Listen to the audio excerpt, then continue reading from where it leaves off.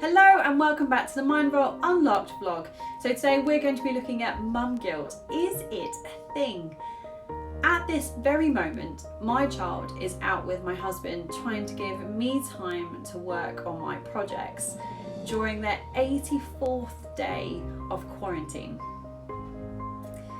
My neighbours and my friends are teaching homeschool lessons with puffy paint and chalk and are doing absolutely brilliantly. Social media is flooded with a million educational lessons, healthy breakfast ideas and other #mumgoal posts. But we are in survival mode, as we've been many times through my daughter's 4 years of life. This means some things fall to the wayside. Screen time isn't really on a limit right now. They're eating more chocolate than they should really be eating, much more so than vegetables, and our new dog Eric is being fed more treats daily as a direct result of our daughter now being able to circumnavigate the treat cupboard. Mum guilt now more than ever is going strong, but it doesn't have to be. Mum guilt can be a powerful emotion, so why do 68% of mums feel it at least once a day? Well, if you're a mum, then you might be more than a little familiar with the term mum guilt. It's not clear where the phrase mum guilt actually originated from, yet the feelings of guilt associated with the many aspects of being a mum can affect all of us in different ways. From raising our voice when our little ones are playing up and giving in to demands of a takeaway, to not being able to afford absolutely every toy of their heart's desire. Mum guilt can come in all sorts of forms, yet each mum is making daily decisions for her children that she undoubtedly feels are for the best. A staggering 78% of mums reveals that they feel guilty, with 68% saying this occurred once or twice a day. The reason? The majority cited not spending enough time with the children as the main cause, and another 35% said not trying enough activities with their children was the reason for their guilt, while 34% blamed not being able to afford enough. More interestingly still, 61% said they compared themselves to other mums, but that the person who places the guilt on them the most is, surprise, surprise, themselves. But what exactly is mum guilt and why do we experience it? Dr. Claire Halesley, a parenting expert and clinical psychologist, believes that mum guilt is just one of the many ways our brains keep us focused on doing what we do best and keeping a good job for our children. She said in her latest article, like most emotions, it has a purpose, and when seen as a positive message to ourselves, it can be a helpful guide to how we approach parenting on a day-to-day basis. Parental guilt has certainly been around for a long time and is nothing new. However, as times have changed, there's more and more pressure to juggle work and looking after your children. Things have got a little bit more complicated.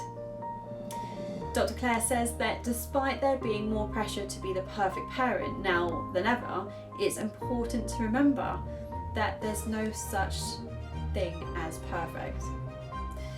Whether you've never heard of a mum guilt or can't escape its relentless grip, it simply means that pervasive feeling of not doing enough as a parent, not doing things right, or making decisions that may upset your children in the long run. Mum or dad guilt may be temporary, like how I feel about my child eating too much chocolate this week, or it may be longer term, like whether you've enrolled them in enough activity classes. Some mums feel a dread or a weight on their shoulders, and some feel panicky, like they need to fix the problem right away. Mum guilt is the shoulds, the supposed tos, and the other mums are clanking around in your head as you try to make it through the day.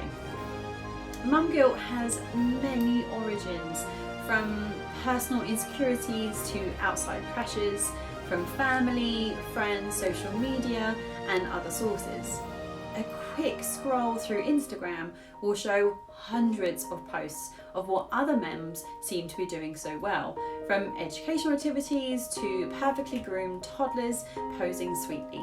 But remember, little do we know that whether they're having a full-blown tantrum just seconds before or after that photo was taken.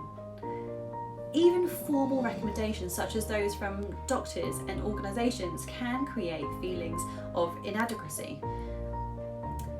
Identify the sources of guilt. Dive into the true reasons you have that guilt. They may stem way back into your own childhood, and the severity of your mum guilt can depend on any of these. If you're trying to improve on a parenting strategy that you feel your parents didn't do very well, if you're parenting with obsessive compulsive disorder or other mental health conditions, if you've had past trauma, try journaling or making a quick note in your phone when you feel pangs of mum guilt. And over time, these themes may start to emerge.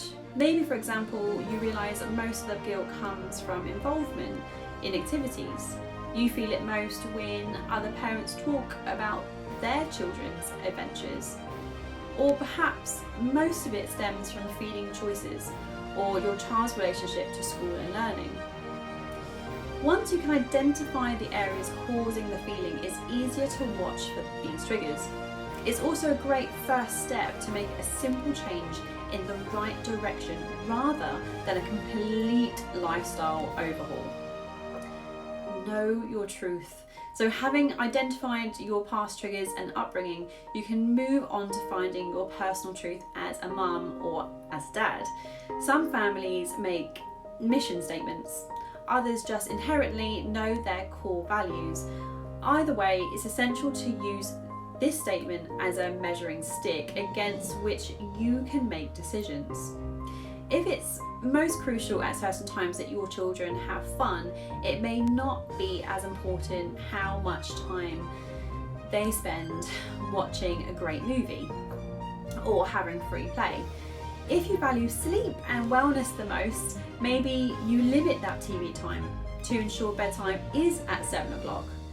Whatever you value, naming it and sticking to it will minimise mum guilt. Spring clean your trusted circle. So are you surrounded with mostly like-minded people who appreciate your values? If you're not, reevaluate your decision-making process to ensure you're listening to valued sources of information.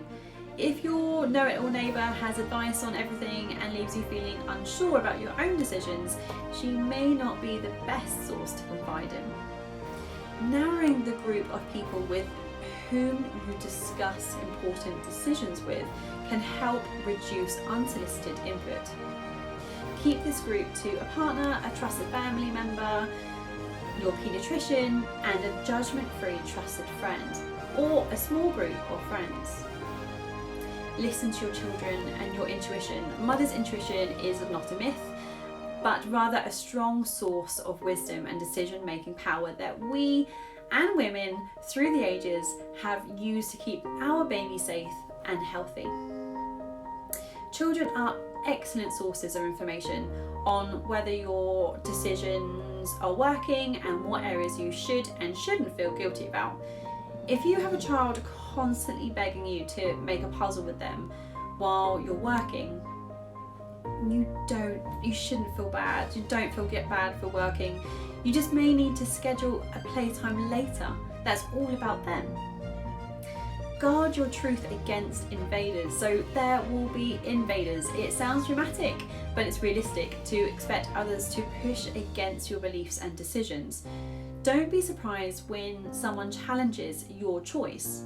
Instead of second guessing it, move away from defense and towards the expectation that it's healthy and okay to disagree. Even as a formerly breastfeeding mum, I got pushback on why I'd still be trying to do that when my baby was over a year old. The comments came in, and as I knew they would, but I dealt with them the best way I could. You can also guard your decisions by avoiding situations in which they're constantly criticised. So if your dear Aunt Sally can't stop commenting on why your 4-year-old is in dance class or they're still in pull-ups, it may be time to be briskly but sweetly say that it's really not up to her, and that she, your child, and your children are enjoying themselves. Encourage your tribe to take care and encourage that fun information. Take care when you do social media posts that seem like bragging or pushing an agenda on other mums. We may dissolve mum guilt by not spreading it and instead encourage each other to follow our own mum hearts. At the same time, if you are a proud mum and you have a proud moment to share away. You may get to the end of motherhood and realise we missed so many sweet moments worrying about what we aren't doing right. And we may regret not listening to other women and supporters telling us what we're doing and that we're doing a great job. Most importantly, we may see how amazing our children actually turned out and realise that the guilt didn't contribute a single ounce to the person we have raised, but rather just inhibited our ability to enjoy the process. So love your children on your terms, in the amazing way we know you are, and don't let anyone else or any others from doing or saying or put any doubt in your mind. Don't let them put out your parenting fire. Peace and love to you all.